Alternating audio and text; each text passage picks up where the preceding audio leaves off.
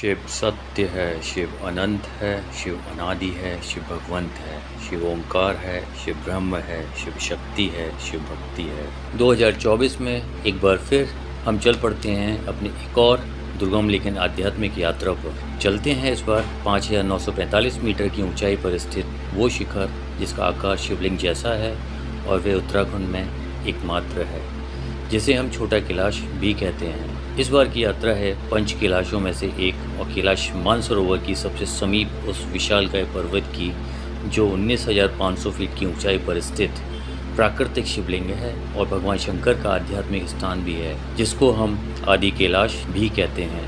आदि का अर्थ है पहला। हिंदू धर्म के अनुसार देवी पार्वती, जिन्हें उत्तराखंड में नंदा कहा जाता है, उत्तराखंड के एक पहाड़ी गांव कुरूर में पैदा हुई थी। मां पार्वती का विवाह भगवान शिव से होने के उपरांत सभी परिवार के सदस्य और गांव वाले उनके साथ कैलाश मानसरोवर की यात्रा पर निकल पड़े, जब तक कि वे कैलाश पर्वत की तलहटी में होम कुंड नहीं पहुंच गए, जिसके उपरांत भगवान शिव और मां पार्वती ने अकेले ही अपनी यात्रा जारी रखी। होम कुंड के बाद आदि कैलाश पर्वत के रास्ते में उनका पहला पड़ाव था। यही कारण है कि इस चोटी को आदि कैलाश यानी प्रथम कैलाश कहा जाता है। यात्रा का पहला दिन सुबह के तकरीबन 4 बजे हम लोग निकलते हैं आदि कैलाश यात्रा के लिए और प्लेन्स की तकरीबन 400 किलोमीटर की राइड करके पहुंचते हैं टनकपुर की सीमा पे, जहां से हिल्स एरिया की चढ़ाई शुरू होती है और शुरू होते हैं चैलेंजेस। टनकपुर बॉर्डर पर ही हमें रोक दिया गया था क्योंकि पिछले 5 दिन से हैवी लैंडस्लाइड की वजह से रोड ब्लॉक थी। 1 घंटे की जद्दोजहद के बाद फाइनली परमिशन मिलती है हिल्स में एंट्री के लिए। हिल्स में 50 किलोमीटर आगे जाके पता चलता है कि चंपावत में कंटिन्यूस पहाड़ नीचे गिरने की वजह से रास्ता पिछले 5 दिन में अभी तक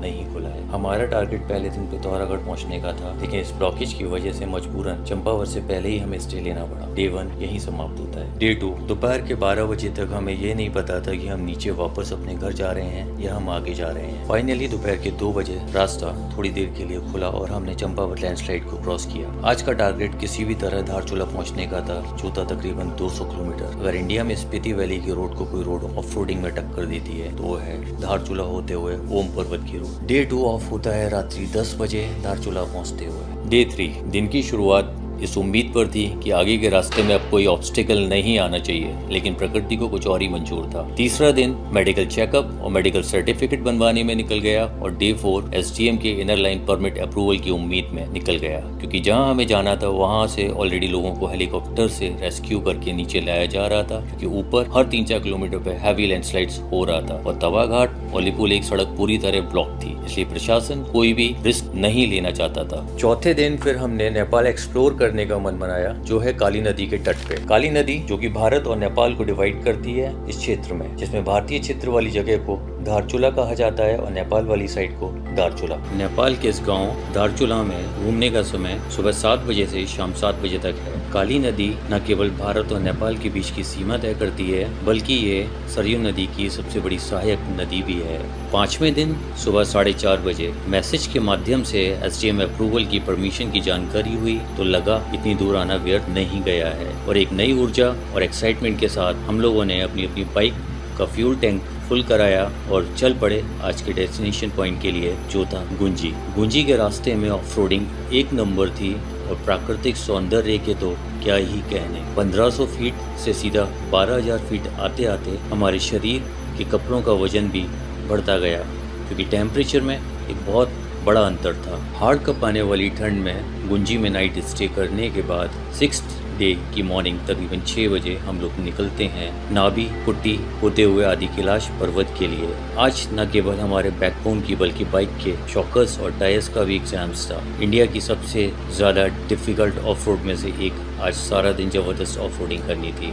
आगे बढ़ते हैं। जैसे कि ऑलरेडी धारचूला में 3 दिन एक्स्ट्रा लगने की वजह से और टाइम शॉर्ट होने की वजह से अब ये डिसाइड किया गया कि आदि कैलाश दर्शन और 7 किलोमीटर का ट्रैक करने के बाद आज ही गुंजी होते हुए ओम पर्वत करना था, जो कि एक दिन में करना अपने आप में बहुत डिफिकल्ट माना जाता है। चलिए आगे यात्रा शुरू करते हैं। तकरीबन 5 घंटे की डिफिकल्ट ऑफ रोड नापते हुए और बीच में 5-6 जगह इनर लाइन परमिट को आर्मी चेक पोस्ट पे चेक कराते हुए दोपहर के 11 बजे हम लोग पहुंचते हैं जोलिंगकोंग, जो है आदि कैलाश ट्रैक का बेस कैंप। 7 किलोमीटर के इस ट्रैक के पहला पड़ाव था पार्वती कुंड और उससे लगा हुआ भगवान शिव और माँ पार्वती का पुराना मंदिर। ये दर्शन करना और ध्यान करना अपने आप में एक अलौकिक संतुष्टि देता है। यहाँ से आधा किलोमीटर की दूरी पर चलकर दिखाई देती है भीम की खेती, जो धान की खेती भी है। इतनी ठंड और इतनी हाइट पे स्वतः धान की पैदावार इतनी ज्यादा मात्रा में होना किसी चमत्कार से कम नहीं है। आगे बढ़ते हुए ट्रैक करके हम लोग पहुंचते हैं गौरी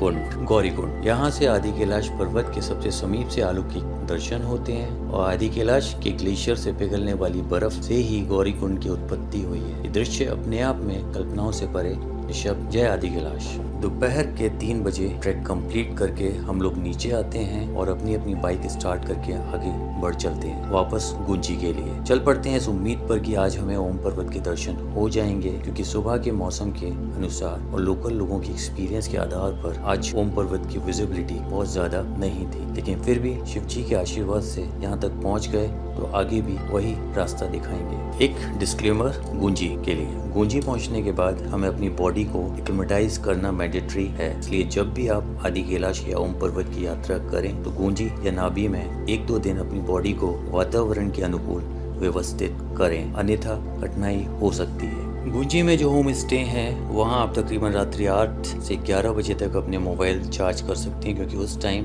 पे जनरेटर चलाए जाते हैं। रिमोट एरिया होने की वजह से नेटवर्क और इलेक्ट्रिसिटी अभी यहाँ बहुत ज़्यादा नहीं है।